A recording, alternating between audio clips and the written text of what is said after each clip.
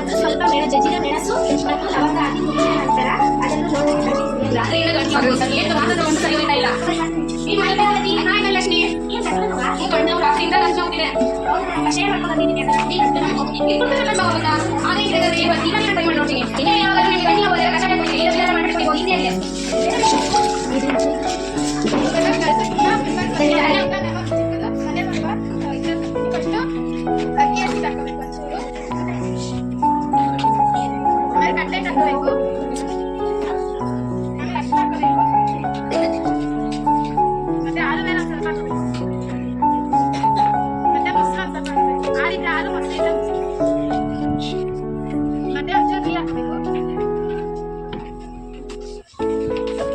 ಸ್ವಲ್ಪ ಮಿಕ್ಸ್ ಮಾಡಬೇಕು ಇದೆಲ್ಲ ಆಮೇಲೆ ಈ ಥರ ತರತರ ಆದಮೇಲೆ ಎಲ್ಲರಿಗೂ ಇನ್ಫ್ಲುಯೆನ್ಸ್ ಸಹಿತ ಹಚ್ಕೊಂಡು 3 hours ಇರಬೇಕು.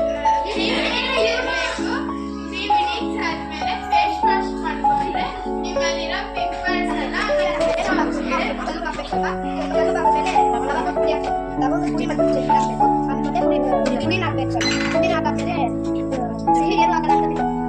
ಬೆಲ್ಲ ಇಲ್ಲ ಸಕ್ಕರೆ ಸ್ವಲ್ಪ ಹಾಕಬೇಕು. ಸಕ್ಕರೆ ಹಾಕಿದ್ರೆ ಎಲ್ಲ ಮಿಕ್ಸ್ ಮಾಡಿ ಒದ್ದೆ ಮಾಡಿ ಶಾಖ ಕೊಡುತ್ತೇವೆ. ನಾವು ತರಕಾರಿ ಕಟ್ಟು ಮಾಡುವಾಗ ಕೈಯನ್ನು ಊದಿಕೊಂಡಾಗ ನಾವು ಮೊದಲು ನೀರನ್ನು ಕುಡಿಯಬೇಕು. ಆಮೇಲೆ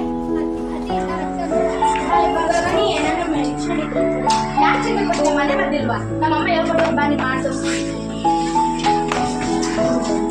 ನಾನು ಒಂದು ಗ್ಲಾಸಲ್ಲಿ ಗೋಧಿ ಇಟ್ಕೊಂಡಿದ್ದೀನಿ.